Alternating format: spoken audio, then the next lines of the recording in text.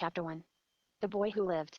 Mr. and Mrs. Dursley, of number 4, Privet Drive, were proud to say that they were perfectly normal. Thank you very much. They were the last people you'd expect to be involved in anything strange or mysterious, because they just didn't hold with such nonsense. Mr. Dursley was the director of a firm called Grunnings, which made drills. He was a big, beefy man with hardly any neck, although he did have a very large mustache. Mrs. Dursley was thin and blonde and had nearly twice the usual amount of neck, which came in very useful as she spent so much of her time craning over garden fences, spying on the neighbors. The Dursleys had a small son called Dudley, and in their opinion there was no finer boy anywhere. The Dursleys had everything they wanted, but they also had a secret, and their greatest fear was that somebody would discover it. They didn't think they could bear it if anyone found out about the Potters. Mrs. Potter was Mrs. Dursley's sister, but they hadn't met for several of years. In fact, Mrs. Dursley pretended she didn't have a sister, because her sister and her good-for-nothing husband were as un-Dursleyish as it was possible to be. The Dursleys shuddered to think what the neighbors would say if the Potters arrived in the street. The Dursleys knew that the Potters had a small son, too, but they had never even seen him. This boy was another good reason for keeping the Potters away. They didn't want Dudley mixing with a child like that. When Mr. and Mrs. Dursley woke up on the dull, gray Tuesday our story starts, there was nothing about the cloudy sky outside to suggest that strange and mysterious things would soon be happening all over the country. Mr. Dursley hummed as he picked out his most boring tie for work, and Mrs. Dursley gossiped away happily as she wrestled a screaming Dudley into his high chair. None of them noticed a large tawny owl flutter past the window. At 8:30, Mr. Dursley picked up a briefcase, pecked Mrs. Dursley on the cheek and tried to kiss Dudley goodbye but missed, because Dudley was now having a tantrum and throwing his cereal at the walls. "Little tyke," chortled Mr. Dursley as he left the house. He got into his car and backed out of number 4's drive. It was on the corner of the street that he noticed the first sign of something peculiar, a cat reading a map. For a second, Mr. Dursley didn't realize what he had seen, then he jerked his head around to look again. There was a tabby cat standing on the corner of Privet Drive, but there wasn't a map in sight. What could he have been thinking of? It must have been a trick of the light. Mr. Dursley blinked and stared at the cat. It stared back. As Mr. Dursley drove around the corner and up the road, he watched the cat in his mirror. It was now reading the sign that said Privet Drive. No, looking at the sign, cats couldn't read maps or signs. Mr. Dursley gave himself a little shake and put the cat out of his mind. As he drove towards town he thought of nothing except a large order of drills he was hoping to get that day. But on the edge of town, drills were driven out of his mind by something else. As he sat in the usual morning traffic jam, he couldn't help noticing that there seemed to be a lot of strangely dressed people about. People in cloaks. Mr. Dursley couldn't bear people who dressed in funny clothes, the get-ups you saw on young people. He supposed this was some stupid new fashion. He drummed his fingers on the steering wheel and his eyes fell on a huddle of these weirdos standing quite close by. They were whispering excitedly together. Mr. Dursley was enraged to see that a couple of them weren't young at all. Why, that man had to be older than he was, and wearing an emerald green cloak. The nerve of him. But then it struck Mr. Dursley that this was probably some silly stunt. These people were obviously collecting for something. Yes, that would be it. The traffic moved on, and a few minutes later, Mr. Dursley arrived in the Grunnings car park, his mind back on drills. Mr. Dursley always sat with his back to the window in his office on the 9th floor. If he hadn't, he might have found it harder to concentrate on drills that morning. He didn't see the owls swooping past in broad daylight, though people down in the street did. They pointed and gazed open-mouthed as owl after owl sped overhead. Most of them had never seen an owl even at night time. Mr. Dursley, however, had a perfectly normal, owl-free morning. He yelled at 5 different people. He made several important telephone calls and shouted a bit more. He was in a very good mood until lunchtime, when he thought he'd stretch his legs and walk across the road to buy himself a bun from the baker's opposite. He'd forgotten all about the people in cloaks until he passed a group of them next to the baker's. He eyed them angrily as he passed. He didn't know why, but they made him uneasy. This lot were whispering excitedly, too, and he couldn't see a single collecting tin. It was on his way back past them, clutching a large donut in a bag, that he caught a few words of what they were saying. The Potters, that's right, that's what I heard. Dash. Dash, yes, their son, Harry Dash. Mr. Dursley stopped dead. Fear flooded him. He looked back at the whisperers as if he wanted to say something to them, but thought better of it. He dashed back across the road, hurried up to his office, snapped at his secretary not to disturb him, seized his telephone and had almost finished dialing his home number when he changed his mind. He put the receiver back down and stroked his mustache, thinking, no, he was being stupid. Potter wasn't such an unusual name. He was sure there were lots of people called Potter who had a son called Harry. Come to think of it, he wasn't even sure his nephew was called Harry. He'd never even seen the boy. It might have been Harvey. Or Harold. There was no point in worrying Mrs. Dursley, she always got so upset at any mention of her sister. He didn't blame her, if he'd had a sister like that, but all the same, those people in cloaks. He found it a lot harder to concentrate on drills that afternoon, and when he left the building at 5 o'clock, he was still so worried that he walked straight into someone just outside the door. Sorry, he grunted, as the tiny old man stumbled and almost fell. It was a few seconds before Mr. Dursley realized that the man was wearing a violet cloak. He didn't seem at all upset at being almost knocked to the ground. On the contrary, his face split into a wide smile and he said in a squeaky voice that made passers-by stare, "Don't be sorry, my dear sir, for nothing could upset me today. Rejoice, for you know who has gone at last. Even muggles like yourself should be celebrating this happy, happy day." And the old man hugged Mr. Dursley around the middle and walked off. Mr. Dursley stood rooted to the spot. He had been hugged by a complete stranger. He also thought he had been called a muggle, whatever that was. He was rattled. He hurried to his car and set off home, hoping he was imagining things, which he had never hoped before, because he didn't approve of imagination. As he pulled into the driveway of number 4, the first thing he saw, and it didn't improve his mood, was the tabby cat he'd spotted that morning. It was now sitting on his garden wall.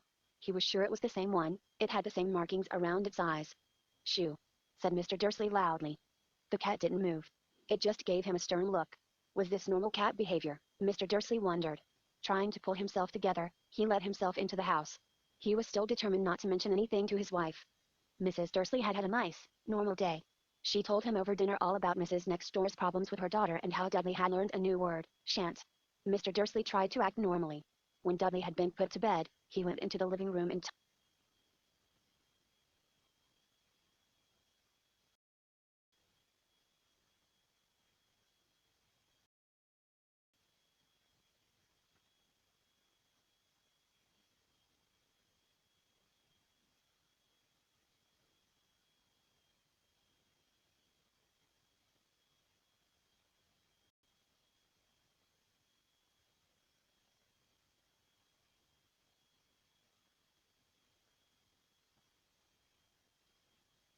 Dudley had learned a new word, shan't.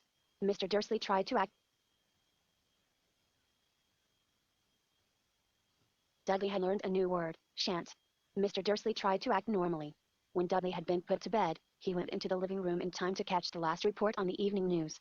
And finally, bird watchers everywhere have reported that the nation's owls have been behaving very unusually today. Although owls normally hunt at night and are hardly ever seen in daylight, there have been hundreds of sightings of these birds flying in every direction since sunrise. Experts are unable to explain why the owls have suddenly changed their sleeping pattern. The newsreader allowed himself a grin. Most mysterious. And now, over to Jim McGuffin with the weather. Going to be any more showers of owls tonight, Jim? "Well, Dad," said the weatherman, "I don't know about that, but it's not only the owls that have been acting oddly today. Viewers as far apart as Kent, Yorkshire and Dundee have been phoning in to tell me that instead of the rain I promised yesterday, they've had a downpour of shooting stars. Perhaps people have been celebrating bonfire night early. It's not until next week, folks. But I can promise a wet night tonight." Mr. Dursley sat frozen in his armchair. Shooting stars all over Britain? Owls flying by daylight? Mysterious people in cloaks all over the place? And a whisper about the Potters. Mrs. Dursley came into the living room carrying 2 cups of tea. It was no good. He'd have to say something to her. He cleared his throat nervously. Petunia, dear, you haven't heard from your sister lately, have you?" As he had expected, Mrs. Dursley looked shocked and angry. After all, they normally pretended she didn't have a sister. "No," she said sharply. "Why?" "Funny stuff on the news," Mr. Dursley mumbled. "Owls, shooting stars, and there were a lot of funny-looking people in town today." "So?" snapped Mrs. Dursley. "Well, I just thought, maybe, it was something to do with, you know, her lot." Mrs. Dursley sipped her tea through pursed lips. Mr. Dursley wondered whether he dared tell her he'd heard the name Potter. He decided he didn't dare. Instead he said, as casually as he could, "Their son, he'd be about Dudley's age now, wouldn't he?" "I suppose so," said Mrs. Dursley stiffly. "What's his name again? Howard, isn't it?" "Harry. Nasty, common name, if you ask me." "Oh, yes," said Mr. Dursley, his heart sinking horribly. "Yes, I quite agree." He didn't say another word on the subject as they went upstairs to bed.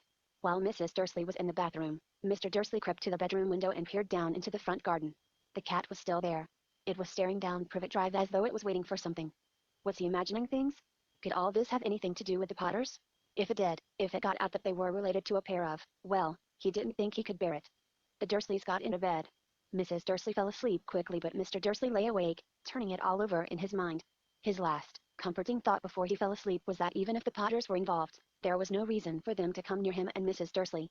The Potters knew very well what he and Petunia thought about them and their kind. He couldn't see how he and Petunia could get mixed up in anything that might be going on. He yawned and turned over. It couldn't affect them. How very wrong he was. Mr. Dursley might have been drifting into an uneasy sleep, but the cat on the wall outside was showing no sign of sleepiness. It was sitting as still as a statue, its eyes fixed unblinkingly on the far corner of Privet Drive. It didn't so much as quiver when a car door slammed in the next street, nor when two owls swooped overhead. In fact, it was nearly midnight before the cat moved at all. A man appeared on the corner the cat had been watching, appeared so suddenly and silently you'd have thought he just popped out of the ground. The cat's tail twitched and its eyes narrowed.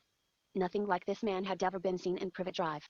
He was tall, thin and very old, judging by the silver of his hair and beard, which were both long enough to tuck into his belt. He was wearing long robes, a purple cloak which swept the ground and high-heeled, buckled boots. His blue eyes were light, bright and sparkling behind half-moon spectacles and his nose was very long and crooked, as though it had been broken at least twice. This man's name was Albus Dumbledore. Albus Dumbledore didn't seem to realize that he had just arrived in a street where everything from his name to his boots was unwelcome. He was busy rummaging in his cloak, looking for something. But he did seem to realize he was being watched, because he looked up suddenly at the cat, which was still staring at him from the other end of the street. For some reason, the sight of the cat seemed to amuse him. He chuckled and muttered, "I should have known." He had found what he was looking for in his inside pocket. It seemed to be a silver cigarette lighter. He flicked it open, held it up in the air and clicked it. The nearest street lamp went out with a little pop. He clicked it again, the next lamp flickered into darkness. 12 times he clicked the put-outer, until the only lights left in the whole street were two tiny pinpricks in the distance, which were the eyes of the cat watching him. If anyone looked out of their window now, even beady-eyed Mrs. Dursley, they wouldn't be able to see anything that was happening down on the pavement. Dumbledore slipped the put-outer back inside his cloak and set off down the street towards number 4, where he sat down on the wall next to the cat. He didn't look at it, but after a moment he spoke to it. "Fancy seeing you here, Professor McGonagall." He turned to smile at the tabby, but it had gone. Instead he was smiling at a rather severe-looking woman who was wearing square glasses exactly the shape of the markings the cat had had around its eyes. She, too, was wearing a cloak, an emerald one. Her black hair was drawn into a tight bun. She looked distinctly ruffled. "How did you know it was me?" she asked. "My dear Professor, I've never seen a cat sit so stiffly." "You'd be stiff if you'd been sitting on a brick wall all day," said Professor McGonagall. "All day? When you could have been celebrating. I must have passed a dozen feasts and parties on my way here." Professor McGonagall sniffed angrily.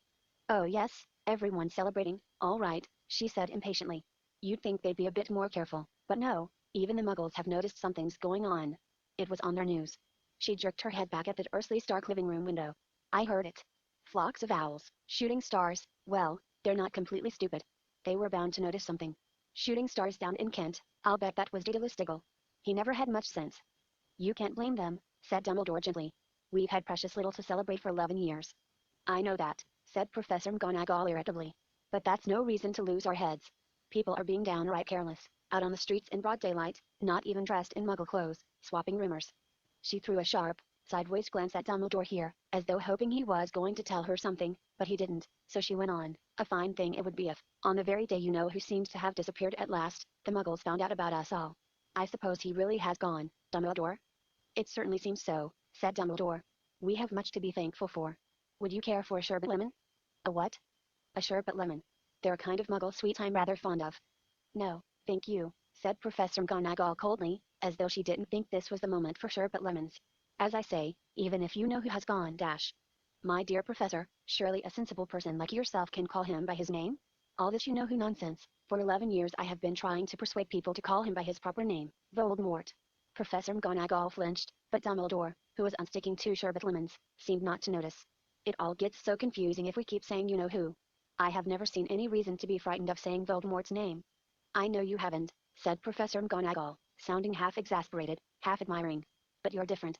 Everyone knows you're the only one you know." "Oh, all right, Voldemort was frightened of."